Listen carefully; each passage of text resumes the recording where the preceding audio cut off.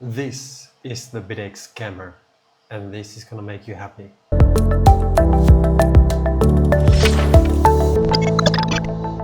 Alright boys, welcome, WantClue here. I hope all of you are doing well, having a really great day. We have something new here, and I need to tell you guys, I'm not one of those news channels that is just showing you an expose or a picture.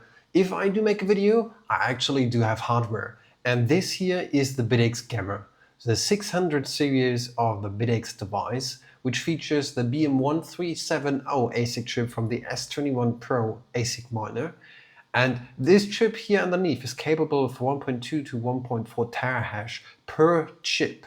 It's sitting at like 20 to 24 watts. So be aware, as soon as this one is available for you guys to purchase, you won't actually be able to use your old power supply. You need a new one. It's powered by 5 volt as well, but literally you need something like 6 to 7 amps of a power supply to feed this appropriately, because a couple of things have changed to this revision, and it is a little bit, I'd say, tricky.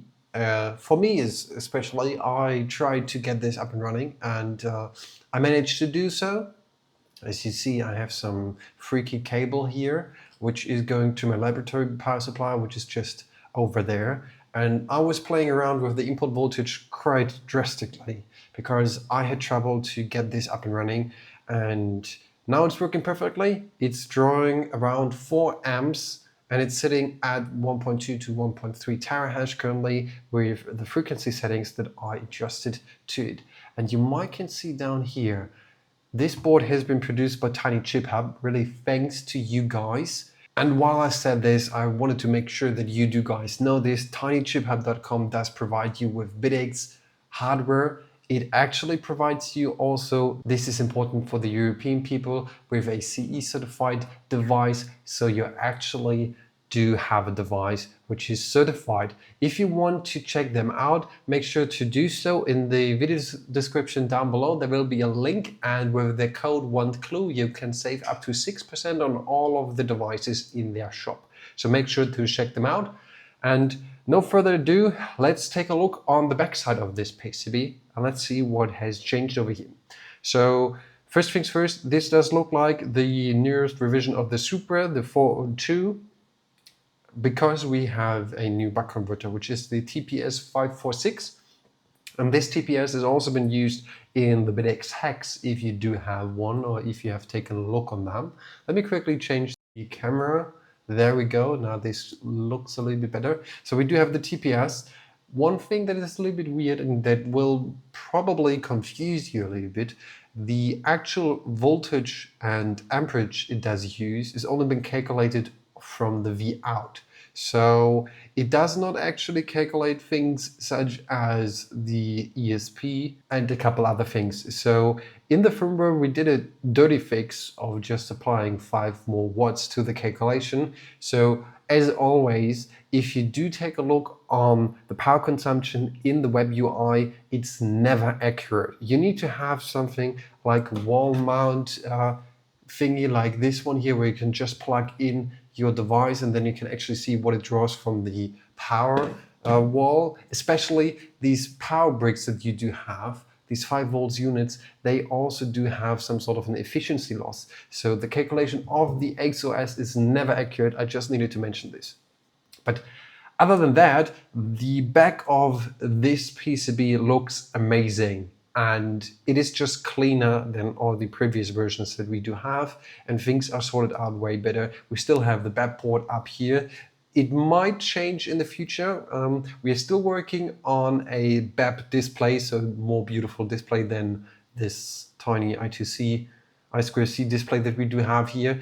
But this is something for the future, nothing that you actually do have to worry now about it. So this device is just remarkable, and I think we can take a look on the ASIC chip, right? Let's do that. So let's go back to the main camera and let's disassemble the heatsink, which is just super simple.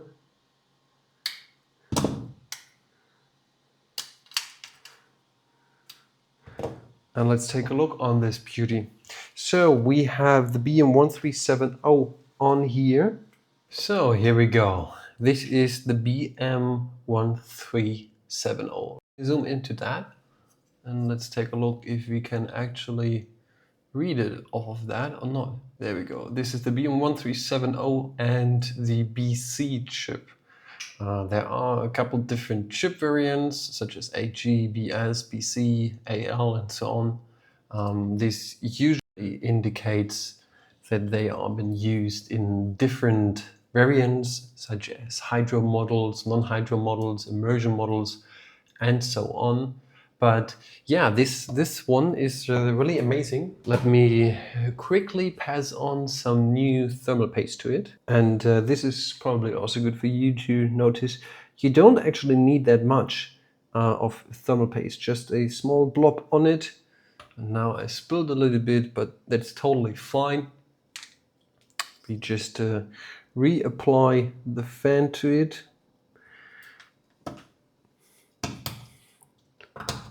And then let's power this beauty on, I'd say. Let's see that fits. Yeah, good. And I set my power supply to 5.7 volts. It's just my laboratory power supply and it can handle up to 10 amps. But this one should not take anything above 4 amps. 4 amps is what I got currently. Let's see, let's zoom into it and we should get a little bit of hash rate in just a couple of seconds. Everything is as normal, like with the boot button, you press it and you can cycle through the screens. You see that I do have a modified version of my own ESP monitor here currently running. Let's see, do we get already a hash rate?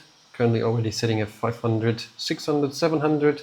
So it's ramping up. It takes a little bit, 900 already. Yeah, it just takes a couple of seconds.